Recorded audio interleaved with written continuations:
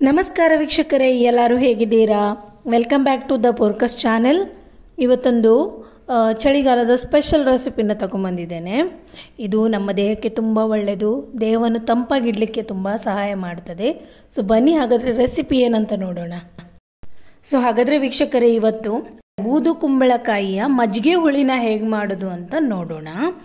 ಈಸಿಯಾಗಿದೆ recipe. So ಮೊದಲಿಗೆ ನೋಡಿ, ಬೂದು ಕುಂಬಳಕಾಯಿನ ಈ ರೀತಿ ಸಣ್ಣದಾಗಿ ಹೆಚ್ಕೊಳ್ತಾ ಇದ್ದೇನೆ. ನೀವು ದೊಡ್ಡದಾಗಿ ಬೇಕಂದರೆ ದೊಡ್ಡದಾಗಿನೂ ಹೆಚ್ಕೋಬೋದು.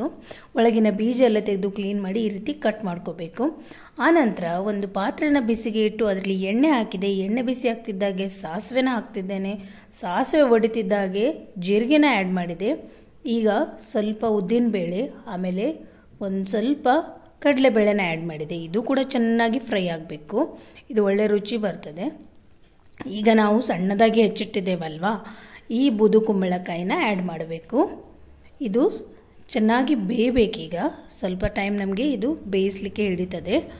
ಸೊ ಎಲ್ಲನೂ ನಾನು ಆ್ಯಡ್ ಮಾಡಿದೆ. ಈಗ ಇದನ್ನೊಮ್ಮೆ ಮಿಕ್ಸ್ ಮಾಡಿಕೊಳ್ಳೋಣ. ಇವಾಗ ನೋಡಿ ವೀಕ್ಷಕರೇ, ಇದಕ್ಕೆ ನಾನು 1 ಲೋಟದಷ್ಟು ನೀರು ಸೇರಿಸ್ತಾ ಇದ್ದೇನೆ. ಬೂದು ಕುಂಬಳಕಾಯಲ್ಲಿ ಆಲ್ರೆಡಿ ನೀರಿನಂಶ ಹೇರಳವಾಗಿರ್ತದೆ. ಬಟ್ ಆದರೂ ಸಹ ಇದನ್ನು ಚೆನ್ನಾಗಿ ಬೇಯಿಸಬೇಕಂದ್ರೆ ಸ್ವಲ್ಪ ನೀರು ಆ್ಯಡ್ ಮಾಡಬೇಕು. ಆಮೇಲೆ ನಾನು 1 ಚಮಚದಷ್ಟು ಉಪ್ಪು ಸೇರಿಸಿದೆ. ರುಚಿಗೆ ಬೇಕಾಗುವಷ್ಟು ಉಪ್ಪನ್ನು ಸೇರಿಸಬೇಕು. ಇದೆಲ್ಲವನ್ನು ಚೆನ್ನಾಗಿ ಮಿಕ್ಸ್ ಮಾಡಿ ಬೇಯಲಿಕ್ಕೆ ಬಿಡುವ. ಜೊತೆಗೀಗ ನಾವು ಮಸಾಲೆ ರೆಡಿ ಮಾಡಬೇಕು. ಸೊ ಅದಕ್ಕೆ ನಾನು ಸ್ವಲ್ಪ ಕೊಬ್ಬರಿ ತುರಿ ತಗೊಂಡಿದ್ದೇನೆ. ಆಮೇಲೆ 1 ಚಮಚದಷ್ಟು ಸಾಸಿವೆ, 1 ಚಮಚದಷ್ಟು ಜೀರಿಗೆ, ಒಂದು 4-5 ಹಸಿಮೆಣಸು, ಖಾರಕ್ಕನುಗುಣವಾಗಿ ತಗೋಬೇಕು. ಇದು ಜಾಸ್ತಿ ಬೇಕಂದ್ರೆ ಜಾಸ್ತಿ ತಗೋಬೋದು. ಆನಂತರ 1 ಚಮಚದಷ್ಟು ನಾನು ಕಾಳು ಮೆಣಸು ತಗೊಂಡಿದ್ದೇನೆ. ಕಾಳು ಮೆಣಸು ತಗೊಳ್ಳೇಬೇಕು, ಯಾಕಂದರೆ ನಮ್ಮ ಬೂದು ಕುಂಬಳಕಾಯಿ ತುಂಬ ತಂಪು, ಅದರಿಂದ ಇಮಿಡಿಯೇಟಾಗಿ ಶೀತ ಆಗೋ ಚಾನ್ಸ್ ಇರುತ್ತೆ. ಸೊ ಕಾಳು ಮೆಣಸನ್ನು ನಾವು ಹಾಕಲೇಬೇಕಾಗತ್ತೆ. ಸೊ ಇದೆಲ್ಲವನ್ನು ಈಗ ನಾವು ಚೆನ್ನಾಗಿ ಮಿಕ್ಸಿಯಲ್ಲಿ ಗ್ರೈಂಡ್ ಮಾಡಿಕೊಳ್ಳುವ. ಇಲ್ಲಿ ನೋಡಿ, ನಮ್ಮ ಬೂದು ಕುಂಬಳಕಾಯಿ ನೋಡಿ ಚೆನ್ನಾಗಿ ಬೆಂದು ಸಾಫ್ಟ್ ಆಗಿದೆ ನೋಡಿ.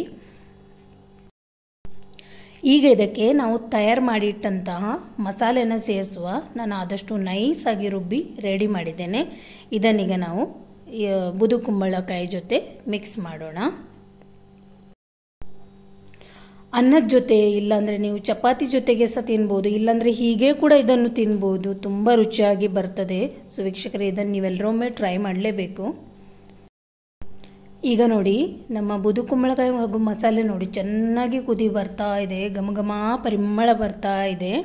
ಈಗ ನಾವು ಗ್ಯಾಸನ್ನು ಆಫ್ ಮಾಡಿ ಇದನ್ನು ಸ್ವಲ್ಪ ತಣ್ಣಗಾಗಲಿಕ್ಕೆ ಬಿಡುವ, ಒಂದು 5-10 ನಿಮಿಷ. ಈಗ ಈ ಗ್ರೇವಿ ನೋಡಿ ತಣ್ಣಗಾಗಿದೆ. ಇದಕ್ಕೆ ನಾನೀಗ ಸ್ವಲ್ಪ ಲೈಟಾಗಿ ಹುಳಿ ಇರುವಂಥ ಮಜ್ಜಿಗೆನ ಸೇರಿಸ್ತಾ ಇದ್ದೇನೆ. ನಾನು ಮೊಸರನ್ನು ಸ್ವಲ್ಪ ಬೀಟ್ ಮಾಡಿ ಇದನ್ನು ರೆಡಿ ಮಾಡಿದ್ದೇನೆ. ಜಾಸ್ತಿ ನೀರಾಗಿ ಬೇಕಂದರೆ ನೀರು ಮಜ್ಜಿಗೆನೂ ಆ್ಯಡ್ ಮಾಡ್ಬೋದು. ನಾನು ಸ್ವಲ್ಪ ತಿಕ್ಕಾಗಿರುವಂಥ ಮಜ್ಜಿಗೆನ ಆ್ಯಡ್ ಮಾಡಿದೆ. ಸೊ ಕೊನೆಯದಾಗಿ ಇದನ್ನು ಚೆನ್ನಾಗಿ ಮಿಕ್ಸ್ ಮಾಡ್ತಾ ಇದ್ದೇನೆ. ಸಿಂಪಲ್ ಆಗಿದೆ ನೋಡಿ, ನಮ್ಮ ಬೂದು ಕುಂಬಳಕಾಯಿ ಮಜ್ಜಿಗೆ ಹುಳಿ ಕ್ವಿಕ್ಕಾಗಿ ರೆಡಿ ಆಗೋಯಿತು. ಇದು ಆರೋಗ್ಯಕ್ಕಂತೂ ತುಂಬಾ ತಂಪು. ಎಕ್ಸೆಸ್ ಹೀಟ್ ಆಗಿದ್ದರೆ ಇದನ್ನು ನಿಯಮಿತವಾಗಿ ಸೇವಿಸಿದರೆ ಆರೋಗ್ಯ ತುಂಬ ಚೆನ್ನಾಗಿರ್ತದೆ. ಸೊ ವೀಕ್ಷಕರೇ, ನೀವು ಕೂಡ ಇದನ್ನೊಮ್ಮೆ ಟ್ರೈ ಮಾಡಿ ನೋಡಿ. ತುಂಬ ಒಳ್ಳೆಯದಿದೆ, ರೆಸಿಪಿ ಈಸಿ ಕೂಡ ಇದೆ. ನಮ್ಮ ರೆಸಿಪಿ ಇಷ್ಟ ಆಗಿದ್ರೆ ಲೈಕ್, ಶೇರ್, ಕಮೆಂಟ್ ಮಾಡಿ ಹಾಗೂ ಚಾನಲ್ನ ಸಬ್ಸ್ಕ್ರೈಬ್ ಮಾಡೋದನ್ನು ಮರಿಬೇಡಿ. Thank you for